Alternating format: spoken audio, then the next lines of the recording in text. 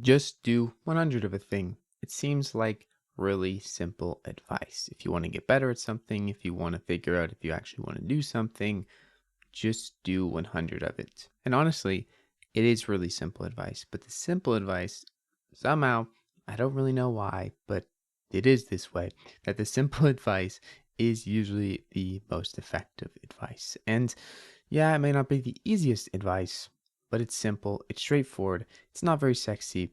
Not many people are going to do it, but you can, and it's simple. So without further ado, today we're going to be going into a chapter I wrote of my book that's not out yet, um, on how to do 100 of a thing, why it's worth it, some examples of people doing 100 of a thing and being prolific in that regard, basically mastering something or getting really good at something, and in general, just who it was brought to me by, which was Visa on Twitter, VisaCamV. If you want to follow him, definitely do that.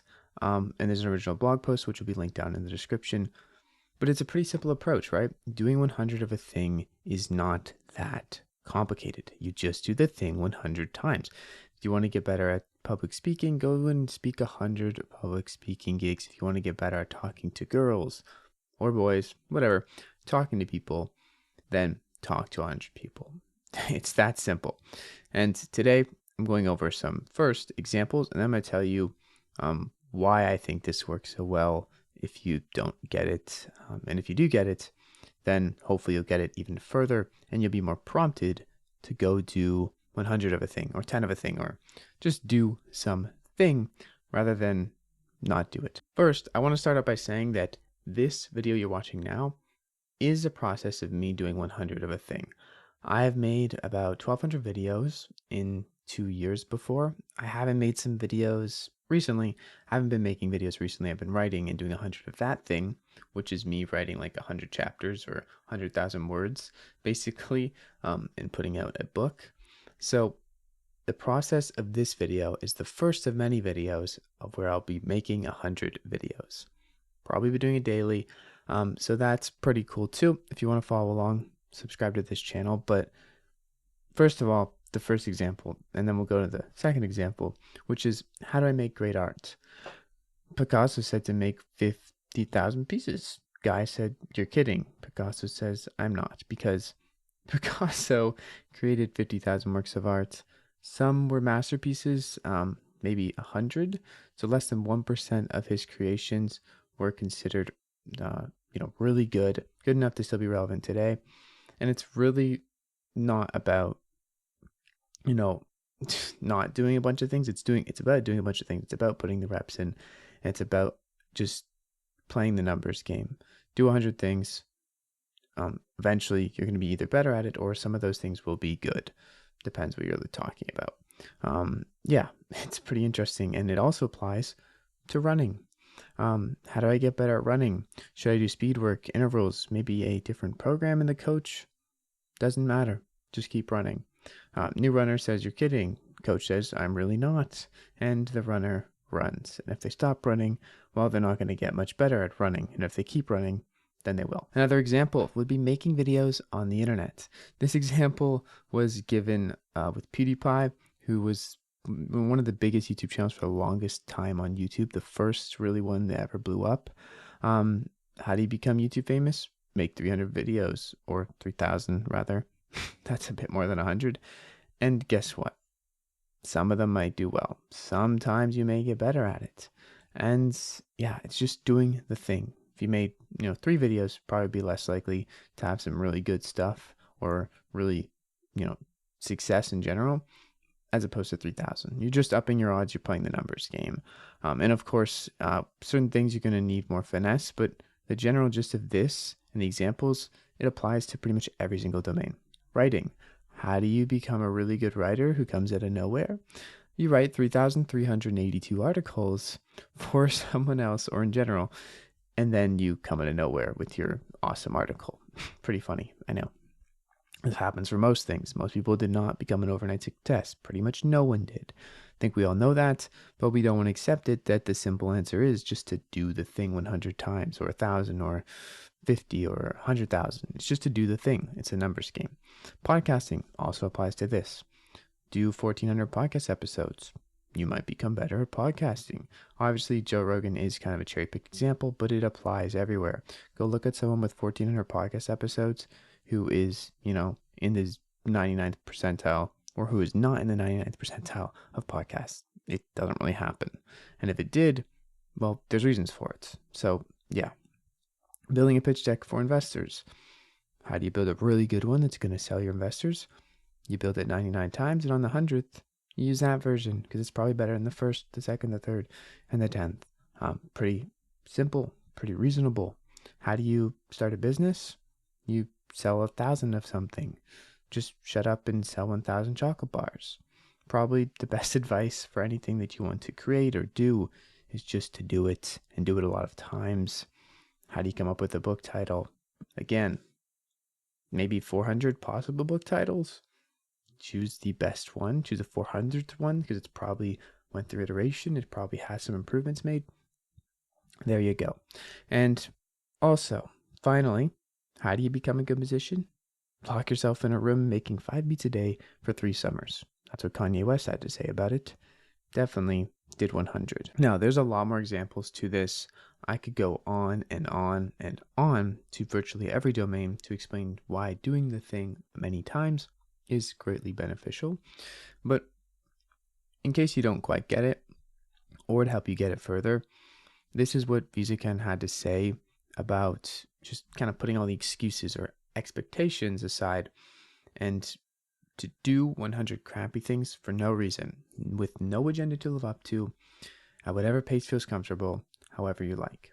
Just do the thing 100 times. It could be crappy. It could be something you don't even care about.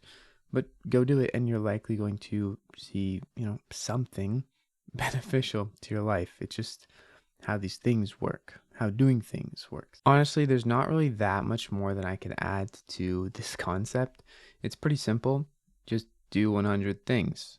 And the only thing you really have to keep in mind is that you don't have to do 100 reps of everything that you start. You could do 5, 3, 10. Just like if you, let's say, had a pizza pocket and you ate one of them, but you had to do 100 pizza pockets, you don't have to eat 100 pizza pockets. You just don't. Maybe on number 1, you realize you don't like it. Maybe you try 6 different flavors and it's not for you, or maybe it is for you and you keep going. The point is you tried something, you did something. And that's really what we're trying to get across here. We're trying to do stuff, because if you do stuff, just more stuff seems to be easier to do or to fall into place, and you learn stuff. So it's very beneficial just to do stuff, and to do 100 of a thing. It's going to be very hard to come out of that experience if you do 100 or 50, not change in a positive way. Or as Ed Sheeran once put it, when you switch on the dirty tap, shit water is going to flow out for a substantial amount of time. Then, eventually, clean water will start to flow out. Yeah. So with that quote in mind, if you were to do 100 of something, anything really, don't you think that the dirty tap water would eventually spout a little bit more on the clean side? Don't you think that there's going to be some good things that come out of this dirty tap water? Sure, a lot of your writing, if you're trying to write some good, is going to be garbage. But in some of that garbage, there is some treasure. There are some diamonds in the rough. And a lot of doing 100 or doing something a lot of times is just finding those diamonds, or if not, making gradual progress, even though it doesn't always feel like progress. So really, that is the gist of it. I did this with my YouTube videos. I've done this with writing my book now. That's what I'm doing right here, live, in action. You can follow me on my newsletter if you want on the writing side. But anyways, that's what I'm doing. And to wrap this video up, I'd like to put down a final example, one from Visa, on him drawing owls and how reps really helped. So this is visualized. So let's just go to this page here. You can see here, this is Visa's first 3 owls. You're just going to draw this owl 100 times. Do the thing 100 times. But on owl 9, as you can see, it didn't take that long to get significantly better. It really didn't. The biggest blockade usually is just your expectation that you can't do things enough times before you see progress. And 9 times actually to get this result is pretty astounding. Maybe it takes you 100, all of it. But the thing is, it's clear that progress is happening when you're doing things, because how else are you going to get to your final form? How else are you going to get better if not to do a thing more or to put it into practice more? Each rep seems to be a step forward, and it's not always up, but forwards because you're moving past what you did before and you're doing another thing. So yeah, maybe you end up with owl 9 looking like this, really good compared to owl 1, 2, and 3. Or maybe you don't, and you still keep doing the thing. Or maybe you realize that at owl 9, you don't want to draw owls anymore, and you just stop there, because that's what Visa did. You don't need to do 100 of a thing. You don't need to eat 100 pizza pockets to figure out if you like pizza pockets, but you can do the thing and start to do the thing to help you figure it all out. And to let you know what's going on with my things that I'm doing, if you're curious, because it's relevant to me talking about doing 100 things. If I'm actually doing 100 things, I am doing 100 things in the terms of writing a book, making these YouTube videos, and yeah, that's what I'm doing 100 of. And some other stuff like, going to the gym or doing some pull ups. And if you want to follow along, if you want to see the full book, if you want to just read weekly, twice a week, on all these sorts of things, you can go to frikit.net. And eventually, if you're watching this video, my book is out. It'll be up here, just linked. It'll say like book. So if you want to go buy it, you can do that. It's not going to be live for a little while. But I thought I'd mention it because, maybe this YouTube video helps some people, and maybe, someone goes and does some things with this advice to do 100 things. So I hope it helps someone. If it did, leave a comment below. I will get back to you. Follow me on Twitter for more, blah, blah, blah, blah, blah. See you guys in the next video. It's me, your friend Jack from my mom's basement. See you in the next video. All right, bye. Go do some stuff. See ya. Stop watching videos. Do some stuff. Or don't. It's up to you. Anyways, bye.